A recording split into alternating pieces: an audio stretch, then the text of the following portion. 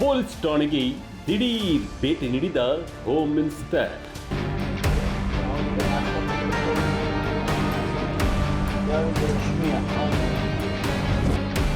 Hello, ನಾನು home minister Parameshwar ಮಾತನಾಡ್ತಿದ್ದೇನೆ.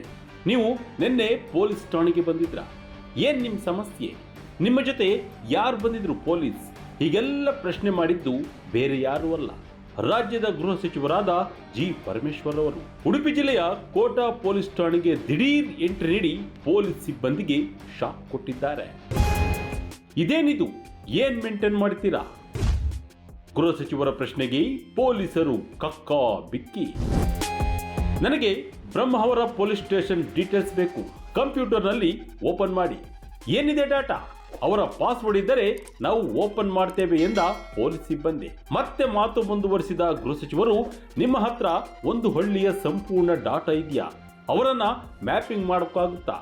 ಯಾಕೆ ಮಾಡೋಕ್ಕಾಗಲ್ಲ? ಹೀಗೆ ಪ್ರಶ್ನೆ ಮಾಡುತ್ತಾ ಪೊಲೀಸರಿಗೆ ಒಂದಿಷ್ಟು ಕ್ಲಾಸ್ ತೆಗೆದುಕೊಂಡರು.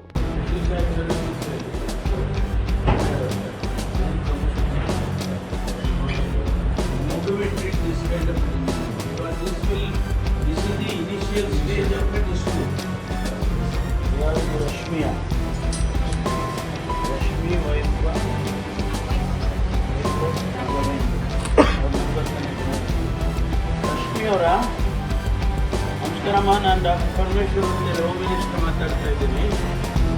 ಕೋಟಾ ಪೊಲೀಸ್ ಸ್ಟೇಷನ್ಗೆ ಬಂದಿದೆ.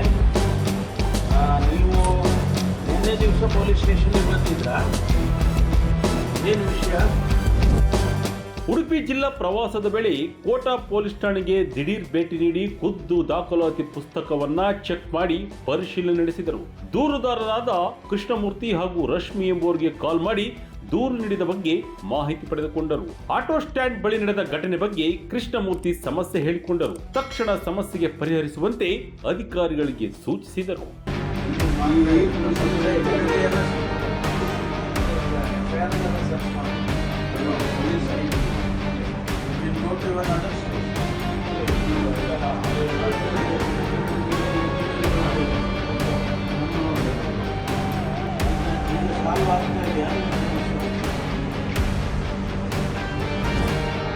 ದೂರುದಾರರಿಗೆ ಖುದ್ದು ಫೋನ್ ಮಾಡಿ ಸಮಸ್ಯೆಯನ್ನು ಆಲಿಸಿದ ಬಳಿಕ ದೂರುದಾರರಿಗೆ ಸ್ಪಂದನೆ ಹೇಗೆ ಮಾಡಬೇಕು ಅನ್ನೋದನ್ನ ಅಧಿಕಾರಿಗಳಿಗೆ ತಿಳಿಸಿದರು. ಮುಂದಾಗುವ ಅವಘಡಗಳನ್ನು ತಪ್ಪಿಸೋಕೆ ಮುನ್ನೆಚ್ಚರಿಕೆ ಕ್ರಮಗಳನ್ನು ತೆಗೆದುಕೊಳ್ಳಬೇಕು ಎಂದು ಹೋಮ್ ಮಿನಿಸ್ಟರ್ ಸಲಹೆ ನೀಡಿದರು. ಇದೇ ಸಂದರ್ಭದಲ್ಲಿ ಪಶ್ಚಿಮ ವಲಯ ಐಜಿಪಿ ಅಮಿತ್ ಸಿಂಗ್, ಉಡುಪಿ ಜಿಲ್ಲಾ ಎಸ್ಪಿ ಹರಿರಾಮ್ ಶಂಕರ್, ಡಿವೈಎಸ್ಪಿ ಸೇರಿ ಇನ್ಸ್ಪೆಕ್ಟರ್ ಇದ್ದರು.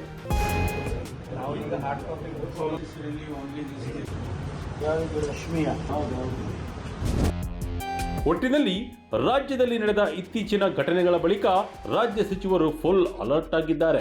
ವಿರೋಧ ಪಕ್ಷಗಳು ಕೂಡ ಅಪರಾಧ ಕೃತ್ಯಗಳ ಬಗ್ಗೆ ಸರ್ಕಾರಕ್ಕೆ ಆಗಾಗ ಚಾಟಿ ಬೀಸುತ್ತಿದ್ದವು. ಅದಕ್ಕೆ ತಕ್ಕಂತೆ ಗೃಹ ಸಚಿವರು ಭೇಟಿ ನೀಡಿ ಒಂದಿಷ್ಟು ಕಾನೂನು ಕ್ರಮಗಳಿಗೆ ವೇಗ ಸಿಗುತ್ತಾ ಅನ್ನೋದನ್ನ ಕಾದು ನೋಡಬೇಕಿದೆ.